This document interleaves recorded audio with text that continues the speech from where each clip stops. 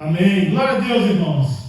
Nós louvamos a Deus por esse momento especial que nós estamos vivendo. Hoje nós estamos retornando aqui com o culto presencial, né? E o nosso seminarista Isaac, que vai estar trazendo a palavra do Senhor hoje para os nossos corações. Amém? Vamos orar, irmãos. Senhor, em nome de Jesus, queremos agradecer a Ti pela vida do Isaac, que está conosco esses dias. E hoje ele vai trazer a Tua palavra, Senhor, para o nosso coração. Que o Teu Espírito Santo possa inundar o seu coração e fazer dele mais que vencedor, cheio da Tua graça e do Teu amor. Eu oro em nome de Jesus, eu te agradeço. Amém. Amém. Glória a Deus. Diga para o irmão que está do seu lado. Ao seu lado, com distanciamento, claro. Deus é tremendo. Se não tem ninguém do seu lado, alguém está atrás de você. Vira para alguém que está atrás de você e diga: Deus é tremendo. Deus é tremendo. Deus é tremendo. Glória a Deus. Há um hino que toca muito ao meu coração, que é Tu és soberano, né? E no coro se diz que apesar dessa glória que tens, Tu te importas comigo também, né? Deus, Ele se importa com a gente. E nesse tempo de escassez monetária que o povo tem vivido, escassez financeira, muita gente se preocupando com dinheiro e com bens materiais nesse tempo, porque há escassez de fato, Deus, Ele tem confiado uma riqueza a nós. Deus, Ele tem trazido à nossa memória, ao povo de Deus, aqueles que meditam na palavra, aqueles que se debruçam à oração, né, que se concentram em orar e meditar na palavra de Deus e buscar ao Senhor nesse tempo. Deus, Ele tem confiado uma riqueza a nós. E é sobre isso que eu gostaria de falar com aqueles que estão aqui presentes e os que estão em casa também nessa noite. Essa é a palavra que Deus colocou no meu coração. A riqueza que Deus nos confiou. Qual é essa riqueza? Né? Ele é soberano, Ele cuida de nós. De que maneira Ele tem cuidado? O que Ele tem nos dado para provar esse cuidado que Ele tem para conosco?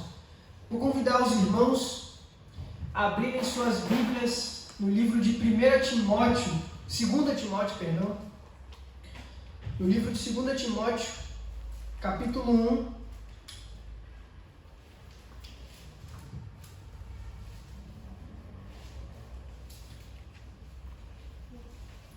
Esse amor tão grande eleva-me, amarra-me a Ti. Tu és tremendo. Glória a Deus. Os irmãos acharam? 2 Timóteo 1. Vamos ler do versículo 5 até o versículo 14. Amém? 2 Timóteo 1. Estou dando ênfase aqui no 2 porque eu errei 2 vezes e falei primeiro. Perdão. A palavra do Senhor diz assim: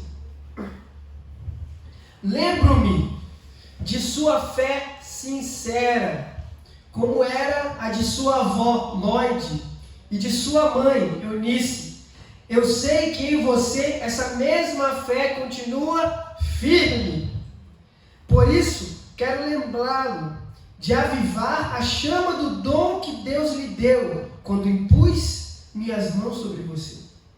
Pois Deus não nos deu um espírito que produz temor e covardia, mas sim que nos dá poder, amor e autocontrole. Portanto, jamais se envergonhe de falar a outros sobre nosso Senhor. E também não se envergonhe de mim, que estou preso por causa dele. Com a força que Deus lhe dá, esteja pronto para sofrer comigo por causa das boas novas. Pois Deus nos salvou e nos chamou para uma vida santa, não porque merecemos, mas porque este era o seu plano, desde os tempos eternos, mostrar sua graça por meio de Cristo Jesus. E agora Ele tornou tudo isso claro para nós, com a vinda de Cristo Jesus, nosso Salvador, que destruiu o poder da morte e iluminou o caminho para a vida e a imortalidade por meio das boas novas, das quais Deus me escolheu para ser pregador, apóstolo e mestre. Por isso estou sofrendo assim. Mas não me envergonho, pois conheço aquele em quem creio e tenho certeza de que Ele é capaz de guardar o que foi confiado até o dia de sua volta. Né? Em outras versões, a palavra de Deus diz o bom depósito. Está escrito ali de guardar o meu depósito até a sua volta. Apegue-se com fé e amor em Cristo Jesus, ao modelo de ensino verdadeiro que aprendeu de mim. Pelo poder do Espírito Santo que habita em nós, guarde a verdade preciosa que lhe foi confiada. Né? Aleluia. Glória a Deus. O tesouro que Deus nos confiou, a riqueza que Deus nos confiou, o bom depósito que Deus nos confiou. O que será que é isso? Né? O que será que Deus ele tem confiado a nós e que Ele é fiel para manter vivo em nosso coração nesse tempo de pandemia? Né? Vamos trabalhar um pouco sobre isso essa noite. Primeiramente, eu quero dizer para os irmãos que eu separei essa mensagem em 5 riquezas. Nós temos 5 riquezas que Deus ele nos apresenta nesse texto. Esse texto nos apresenta 5 riquezas que Deus ele opera através delas no nosso coração. A primeira riqueza é uma fé sem fingimento. Né?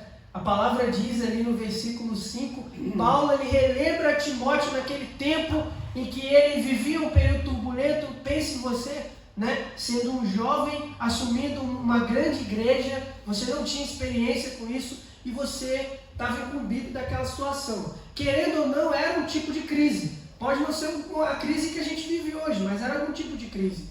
Então também serve para nós, para que no meio de qualquer crise que seja, nós não venhamos a perder a nossa fé. Nós não venhamos negociar a nossa fé com as emoções que mexem com o nosso coração no meio da crise. Né? Por que Paulo ele usa essa palavra riqueza ali no texto? Por que ele usa essa palavra depósito? Paulo ele faz alusão a uma linguagem bancária daquela época. No tempo de Paulo, nos tempos ali que ele escreveu aquela carta para Timóteo, na época de Jesus, os bancos eles funcionavam da seguinte maneira: aquilo que você tinha era a sua moeda de troca para negociar no banco. Então, geralmente, o depósito que você tinha em casa, você usava para negociar valores. Então, o que Paulo está querendo dizer aqui é que Timóteo, você, não devemos negociar essa fé sem fingimento. A gente não pode negociar aquilo que Deus nos deu, a riqueza que Deus nos dá, essa fé genuína, pura, isso que aprendemos na igreja, isso que aprendemos ao ler a palavra, isso que aprendemos ao orar e nos aproximar de Deus. Nós não podemos negociar com emoções que balançam o nosso coração no meio das crises.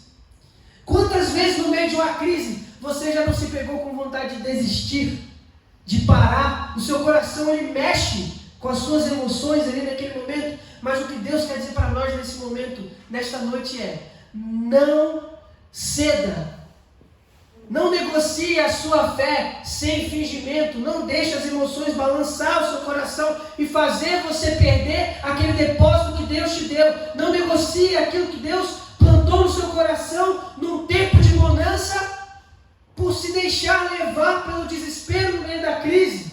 Muitas vezes a gente se deixa levar no meio da crise, a gente perde aquela palavra que Deus ministrou no nosso coração um dia, que seríamos prósperos, que viveríamos bons tempos. A gente deixa aquilo se perder porque a gente olha para um lado e para o outro e só existem coisas diferentes daquilo que Deus prometeu na nossa vida ao alcance dos nossos olhos.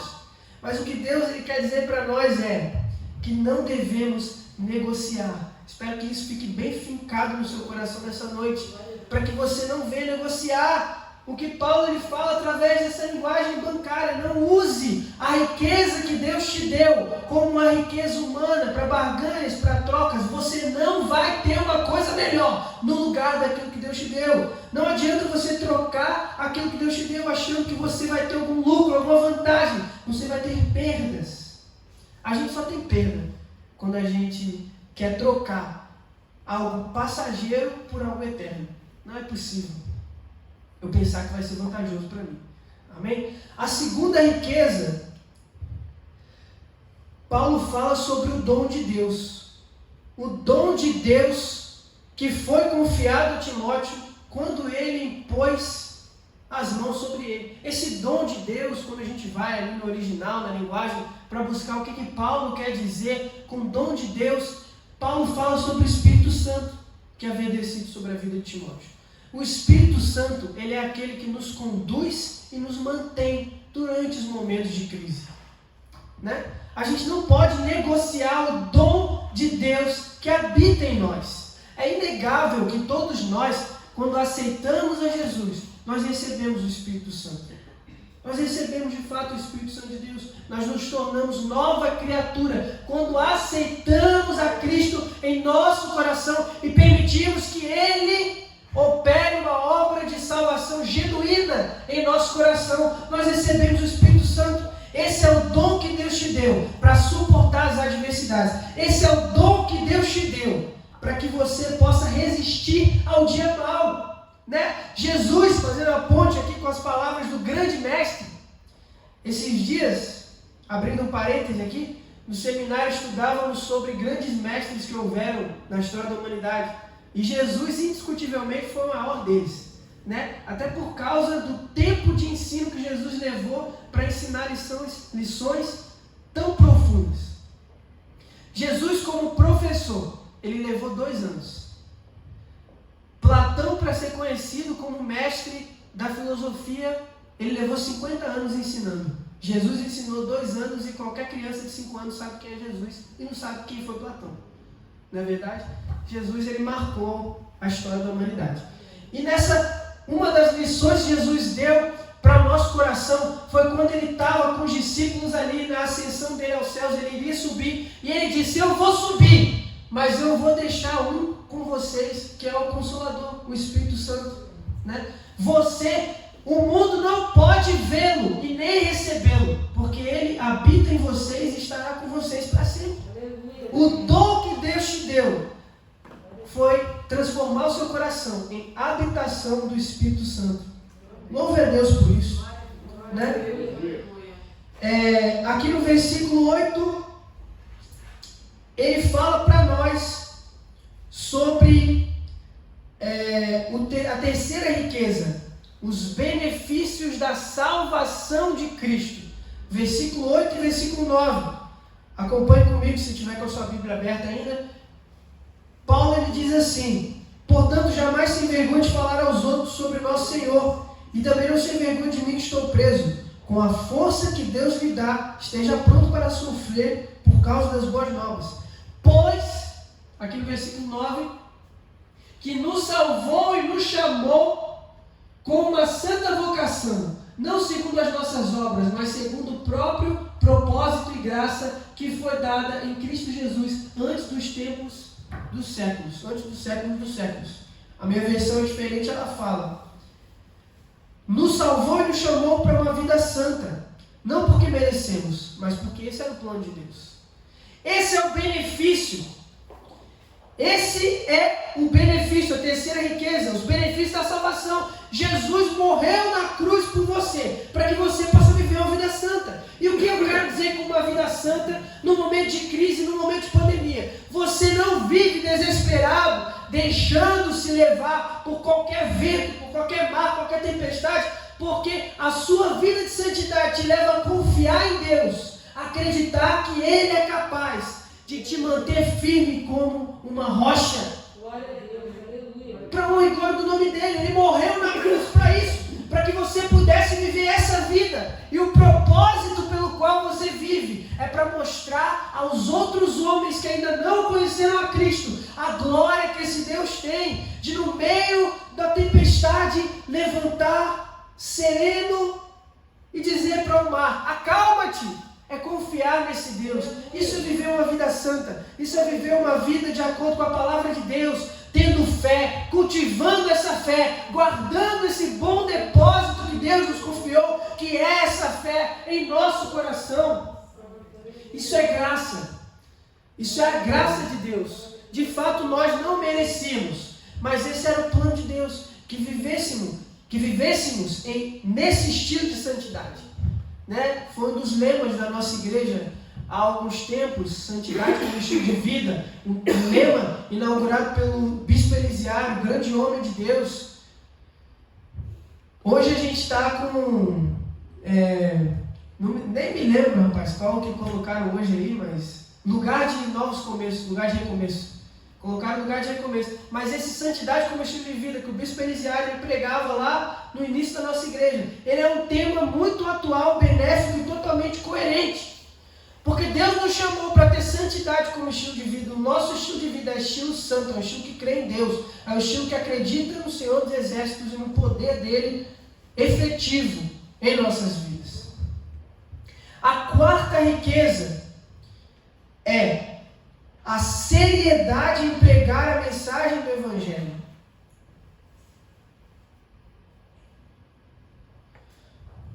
É o que Paulo ele fala para Timóteo aqui, para o final do versículo,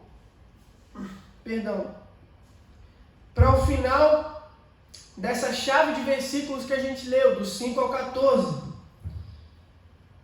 Ele diz para Timóteo no versículo 8, ele já começa dizendo para que ele não se envergonhe de pregar esse evangelho. Uma riqueza que Deus nos confiou foi o evangelho sério.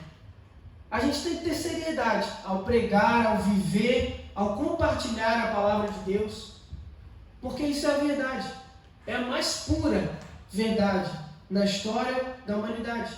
Jesus Cristo morreu numa cruz, pagou pelos nossos pecados, para que a gente pudesse ter a certeza de que a maior riqueza que a gente pode obter nessa vida é saber que mesmo passando aqui por aflições, um dia nós habitaremos em novos céus e nova terra. Não é? Lá em Efésios, Paulo ele fala, desde o capítulo 1, aos irmãos daquela igreja, sobre a riqueza da graça de Deus. O que é a riqueza da graça de Deus? Quando Paulo fala ali para os irmãos em Efésios, a riqueza da graça de Deus. Paulo ele usa esse termo riqueza mais uma vez, fazendo alusão ao termo bancário, uma palavra bancária, riqueza de dinheiro mesmo, porque o povo de Éfeso era um povo rico, era um povo que conhecia muito sobre linguagem de dinheiro. Então Paulo ele fala riqueza e usa graça, mas na palavra graça ali no original, naquele texto de Efésios, quando Paulo fala da riqueza da graça, na verdade ela foi traduzida assim, pelas versões de Bíblia em português. Porém, o que Paulo ele fala ali é sobre a felicidade eterna.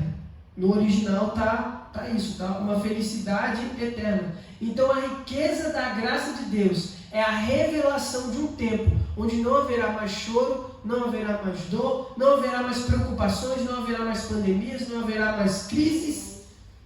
Essa é a riqueza da graça de Deus revelada a nós em Cristo Jesus. E nesse texto de Timóteo, Paulo ele também fala isso. Que o plano de Deus era revelar a sua graça por meio de Cristo Jesus. E a graça de Deus para nós é a vida eterna. Essa é a maior riqueza. A quinta riqueza é o entendimento de que para viver tudo isso, o Espírito Santo nos capacita a realizar toda essa obra. Você não vai conseguir sozinho. Você não vai conseguir sozinho viver uma fé sem fingimento. Você não vai conseguir sozinho permitir que o dom de Deus habite no seu coração. Você não vai conseguir sozinho se apropriar dos benefícios da salvação em Cristo.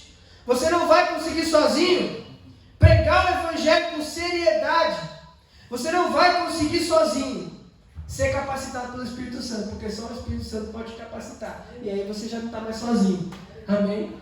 Então, para a honra e glória do nome do Senhor, que possamos nessa noite entender essa mensagem que Deus ele trabalhou no nosso coração. A riqueza que Deus nos confiou foi o Evangelho, foi a boa mensagem de Jesus Cristo, foi a mensagem da cruz, aquela a qual cantamos sobre ela, que nós amamos a mensagem da cruz e até morrer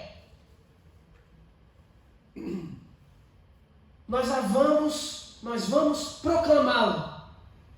Nós vamos levar a nossa cruz, porque nós sabemos que, por mais que passemos por aflições aqui na terra, por mais que sejamos sacudidos pelos mares e ventos da vida aqui na terra, nós teremos felicidade eterna. A riqueza da graça de Deus será revelada para nós no amanhecer da eternidade, quando o choro de uma noite, de uma humanidade, de uma natureza que geme esperando a manifestação dos filhos de Deus passar. amanhecerá alegria, júbilos, festas ao lado de Jesus Cristo. Não é? Paulo ele fala para Timóteo, no meio desses textos aí, esteja pronto para sofrer. Esteja pronto para sofrer. Participa comigo das aflições do Evangelho. O que é a aflição do Evangelho? É entender que nessa vida talvez você não seja feliz. Talvez aqui você não alcance os objetivos. Mas há uma riqueza que te espera na eternidade. Uma felicidade eterna que não se mede por conta bancária. Que não se mede por valores humanos. Que não se mede por riquezas terrenas. Há algo maior que isso. Tem algo além disso, tem algo além da pandemia, tem algo além da crise financeira, tem algo além de tudo que temos visto nesse tempo, a riqueza da graça de Deus, a salvação. Você está salvo, não importa se você, Deus queira que não, pegue o coronavírus e acabe passando por um momento, por maus bocados ou venha falecer, você está salvo. Então compartilhe essa mensagem para que as outras pessoas que você conhece também sejam salvas e também desfrutem dessa riqueza que é viver em paz, sabendo que nada dessa vida pode te abalar. Nada dessa vida pode te abalar. Nada dessa vida pode te tirar a paz que o Espírito Santo coloca no seu coração. Essa é a sua riqueza, essa é a sua maior riqueza. Compartilhe com seriedade esse Evangelho e viva dessa forma. Uma fé sem fingimento, sem temores, sem medos. Uma fé falsa é uma fé que se abala por qualquer coisa. Uma fé sem fingimento é uma fé que está construída sobre a rocha, e a própria rocha é o Senhor Jesus Cristo. Amém? Glória a Deus. Eu quero orar com você rapidamente, antes que o pastor está encerrando o culto. Quero convidar você a se colocar de pé, a colocar a mão sobre o seu coração e profetizar na sua vida que o Senhor ele vai trabalhar essa verdade cada vez mais na sua mente e no seu coração, porque Deus ele fala a mente ao coração. Amém? Deus, agradecemos a Ti pela Tua palavra. Queremos, Senhor, e acreditamos que iremos viver uma fé sem fingimento a cada dia, uma fé genuína, uma fé que não se abala por qualquer coisa, uma fé que vive fincada na Tua palavra, com os pés no Teu Evangelho, com os pés sobre a rocha, uma fé que não teme a morte, uma fé que não teme ameaças, uma fé que não teme nada. Queremos ser uma igreja verdadeira e fiel, que marcha juntamente contigo, independente dos tempos que vivemos, independente das aflições que passamos, que possamos ter uma fé genuína e verdadeira e que possamos pregar isso às pessoas, não só com atitudes, mas com palavras também, porque o Senhor deu a palavra como uma ferramenta de comunicação para o ser humano. Então que possamos falar do Teu amor, que possamos falar do Teu Evangelho, que não venhamos nos envergonhar, porque o Teu Evangelho é palavra de vida, nos trouxe vida e desejamos que traga vida às outras pessoas também. Obrigado pela Tua riqueza, que é essa fé verdadeira, essa fé pura, essa fé que resiste a tudo, que ela possa ser a riqueza que não negociamos de jeito nenhum ao habitar em nosso coração. Obrigado, Deus, em nome de Jesus. Amém.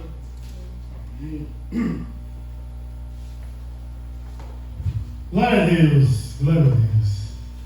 Aleluia. Eu tenho que encerrar aqui, irmão, por causa do vídeo. Mas o Diácono Aldo vai trazer o meu Vilaço, cadê? Trata do Vilaço aqui, nós vamos colocar a nossa oferta. Eu vou encerrar e depois você coloca a oferta. Amém? Glória a Deus, meu irmão. Vamos estar então recebendo a bênção. Que a graça do nosso Senhor e Salvador Jesus Cristo, que o amor de Deus, nosso Pai, que as ricas, maravilhosas e poderosas consolações do Espírito Santo seja com todo o povo de Deus, espalhado em toda a face da terra, não só hoje, mas para todo sempre.